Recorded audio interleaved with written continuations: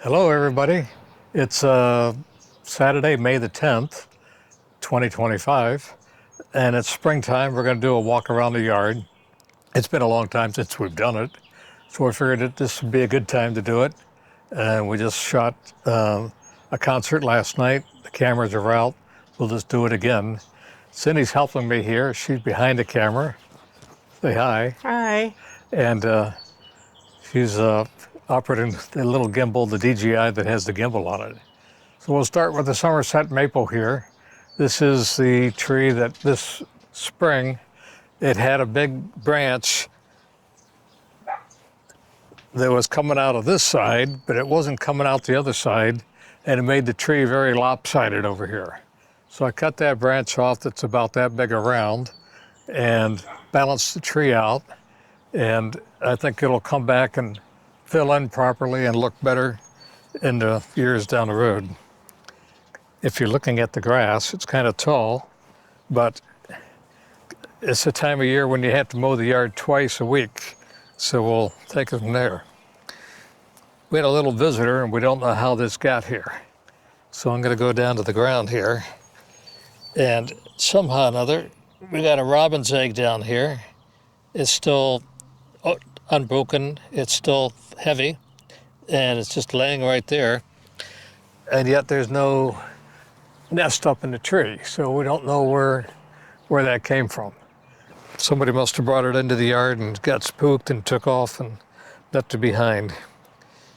These are kind of like, I think we might take them out and find something better. They look okay right now, but the rest of the year, they look pretty shabby, so we'll consider replacing them. Well, while we're out here, Cindy, let's go ahead and just shoot the front of the house for a second. And you just turn around. You don't see it real often while you're doing that. I can see that it's about 8 inches of growth on there so far this year. And they're not the fastest growing trees. They won't grow as tall as regular maples, but they're seedless, and that's what we wanted, seedless maple trees. We don't want the helicopters getting in the gutters that we'll have to deal with later on. So we'll come on up this way. It's the Cedar, I forget what it's called. Anyhow, it was slow in growing, but it finally got here. But now it's too tall. And every year I gotta cut it down to about this much lower to get it away from the light. I just as soon get it out of here and put in something that narrow, will grow taller, but will maybe reach its maximum height right about here, so we can get the garage light over here again. So we'll see what becomes of this. If you come over here and look backwards, you can see how the light gets into it. And it's something that has to be dealt with every spring or fall when I trim. It's usually in the fall. So that one just, it's like, yeah, how many times can I prune the top? It just gets fatter and fatter on the top. Dad thought we ought to have a crepe myrtle. And we finally did buy one and we planted it in the corner of the front yard.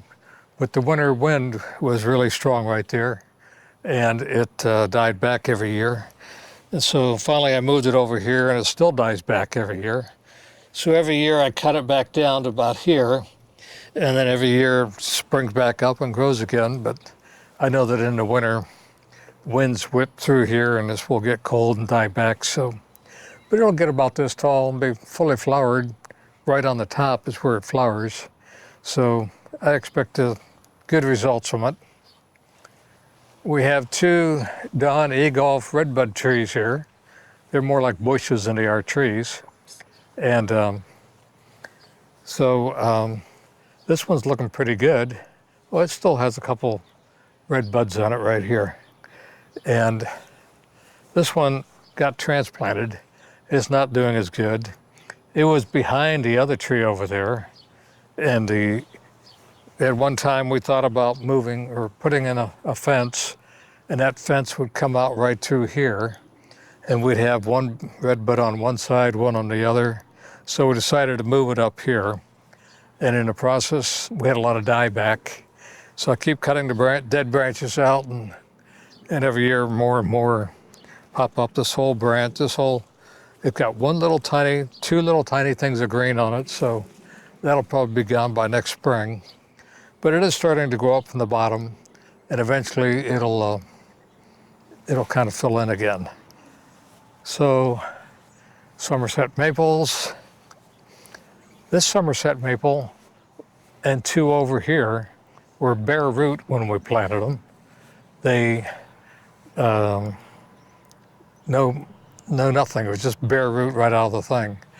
So this was bare root when we bought it, and so a single stem. And as a result, it's not as branchy and bushy as the other three maples back here, which are smart pots, really had fibrous roots when we got them.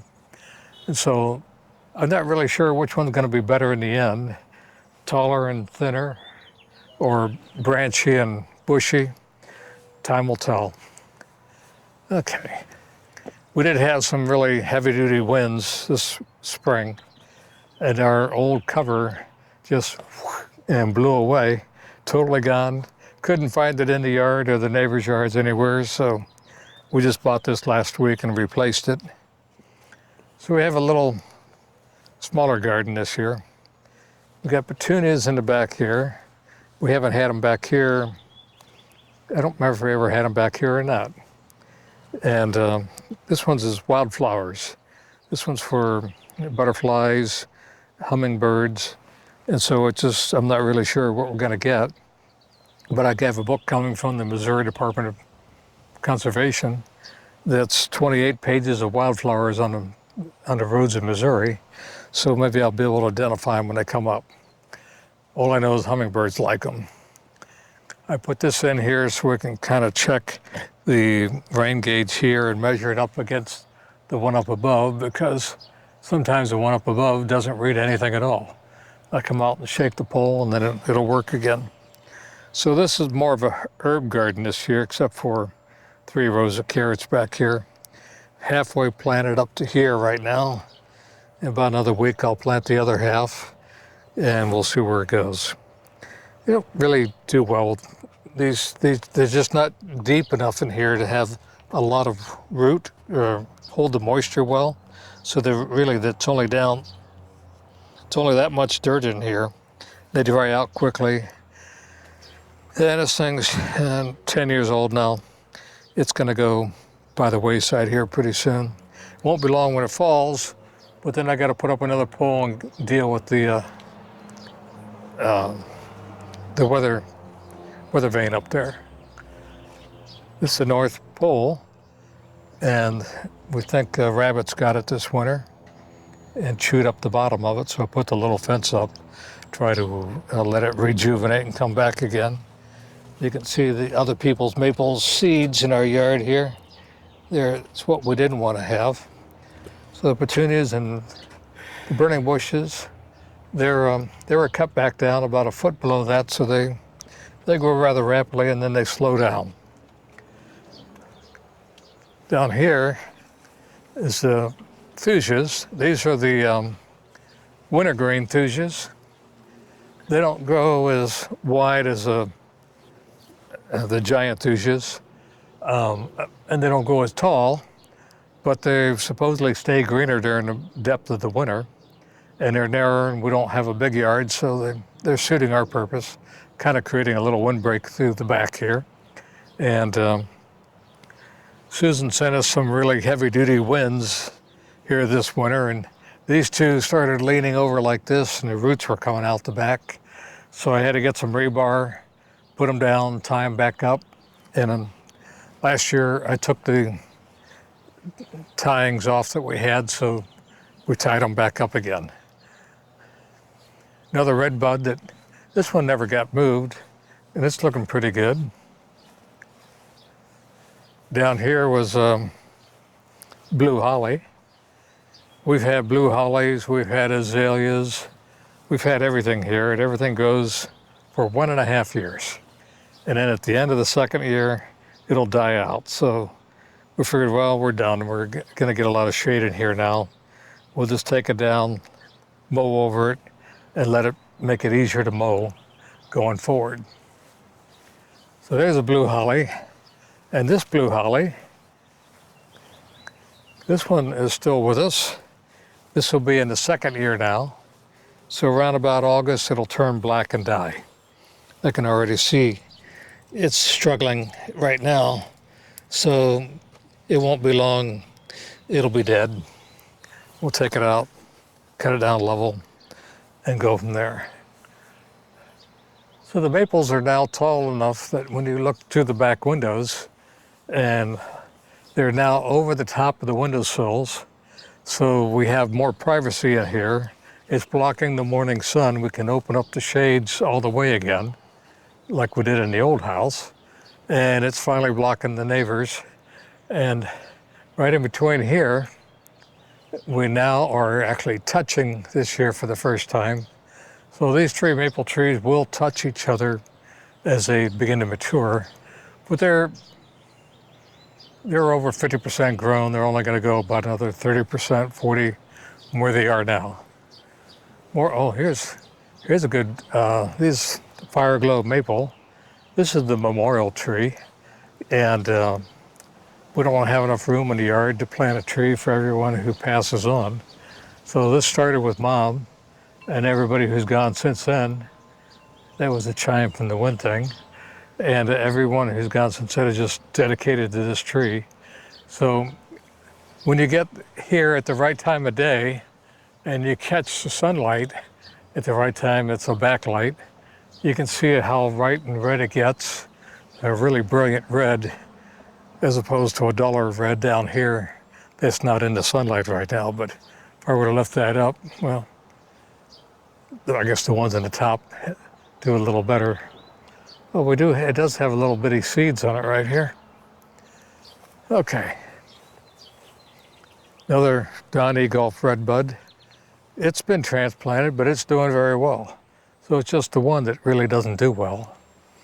These thujas are downhill. They're in more shade, and they're growing faster. As you can see, they were about this tall when I planted them. This is year number 5. So they're taking off pretty good this year. And it was really hard to get the lawnmower through here without breaking branches. But I think by the end of next year, won't be mowing between them anymore. More maples, fire glows. We'll head on up this side here. We got these for the bluebirds, but they don't come to them.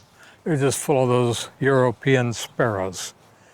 When you get over here and look back at that maple, it's lost its glow. It's just a red top without the glow on it now. So you got to get in the right light at the right time of day, and it just fires up. It grows about 5 inches a year. This maple is one of the early ones that was a single stem, bare root. It was smaller, it was about up to my chin when I was done. Okay, getting too fast. Okay, I just noticed coming up here that we have some mold growing on the side of the house. So I'll have to get the power wash off and deal with the side of the house over here. This is the male blue holly. It's called a castle.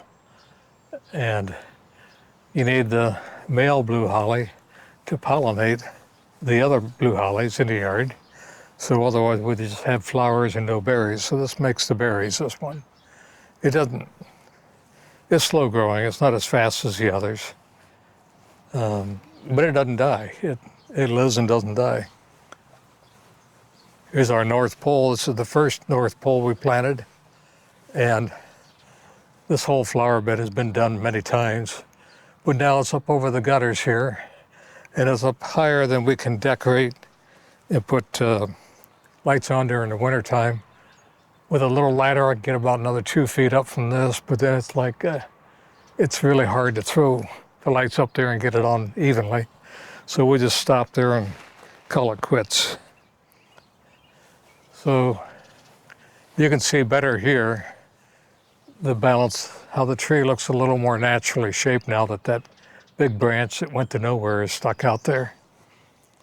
Okay, well, all these bushes have been replanted over the years, and in the flower bed there. So everything when we got the house, there were all sticker bushes in there. And that's a rule, no sticker bushes allowed. So they went bye-bye. Okay, well, I think that about does it. We'll see you again in the fall when we get some fall colors popping up here. Another blue holly. This one's always had stunted growth, doesn't grow as fast, but it does grow and it gets red berries on it. Okay, well, bye-bye now. Catch you later.